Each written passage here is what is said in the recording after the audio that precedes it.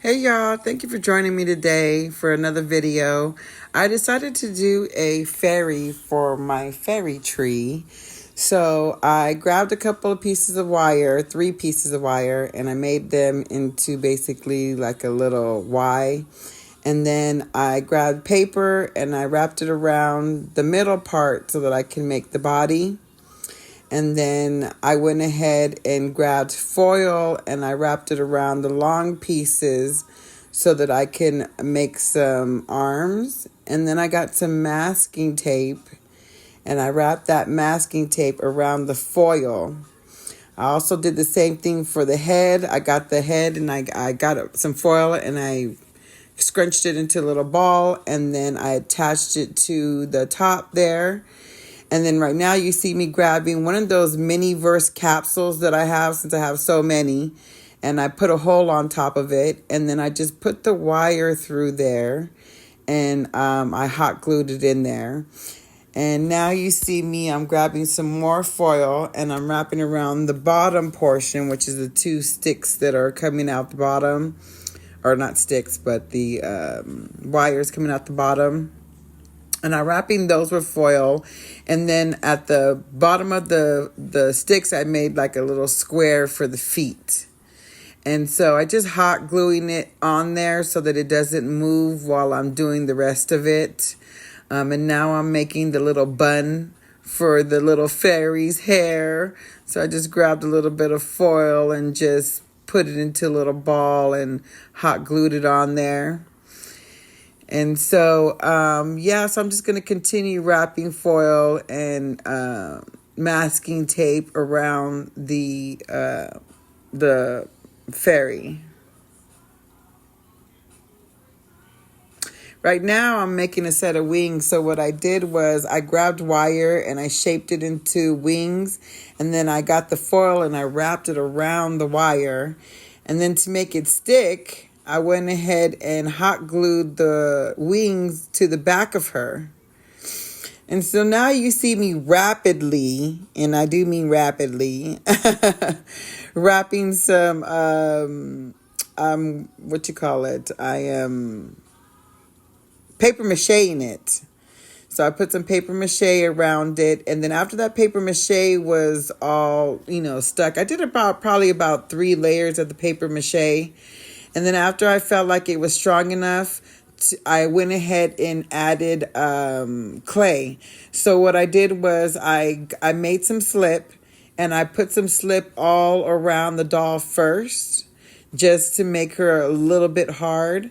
And then what I did was I got little pieces of clay, and then I added those little pieces of clay, like I kind of mushed it in there. And then I went ahead and just smoothed it out. And then I added some more slip, smoothed it out, added some clay, added some more slip, smoothed it out. I did this to the doll entire body, the arms, the head, the leg, the skirt, everything. Even underneath the fairy, I went ahead and added some clay and slip.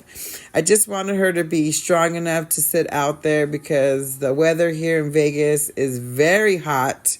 I mean, I barely get any rain out there, so that's why I decided to use air dry clay. And I also decided to, put a tough layer on her of that air dry clay, just so that she can hang there for a couple of years. I'm hoping she'll last for a couple of years anyways. So yeah, I'm just going to continue to smooth her out and add air dry clay and slip to her. I probably added about just 1 layer really of the air dry clay. I might have did 2, but basically I just put it and smoothed it out till I felt like she was strong and all in one piece.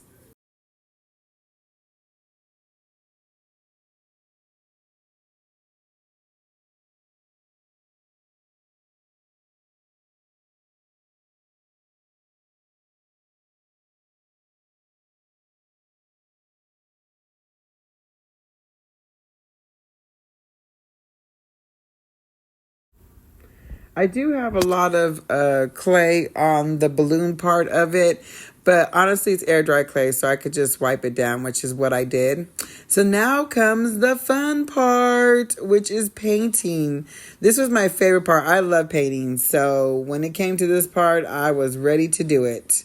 And so I basically just painted her this little brown color, and I painted her wings and skirt and all of that. I added a face.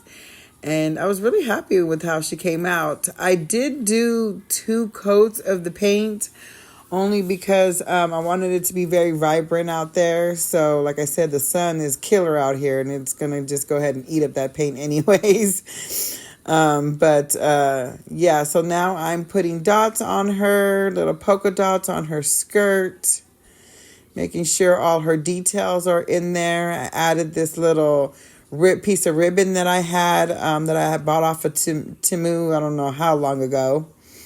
So I went ahead and added that. And then I decided she needed some bling bling. So I went ahead and added some gems to her. And now you see me, I grabbed some fishing wire. I use fishing wire because, like I said, the heat out here is really bad, but this fishing wire works really good in the heat and it doesn't break. I've made a lot of projects with the fishing wire and it's very strong, so that's my go-to string. And it's very affordable too, so I recommend that if you're going to be hanging something outside, use some fishing wire. This one was a 50-pound, I believe, fishing wire. But I just went ahead and strung some gems through it. And then when I was happy, I went ahead and finished her. And look at her. Isn't she so cute? I really am happy about the way she turned out. I think she turned out so good. This is my very first time making one of these. I saw them on YouTube and I was like, I have to have them. Now let's look at the night view. Look at her. Oh my gosh. She is so cute and she's a great addition to my fairy garden. I love the way she lights up at night and she illuminates that little portion of the tree and she hangs there so happily. I just love her. Go ahead and leave me a comment on her. Let me know how much you like her, if you'll do a project like this on your own. And don't forget to like, share, and subscribe. It means so much to me when you do it. When I see that I have an added subscriber, I am overjoyed. I am at 54 subscribers now, and I thank each and every one of you. Love you guys. Thank you. Bye.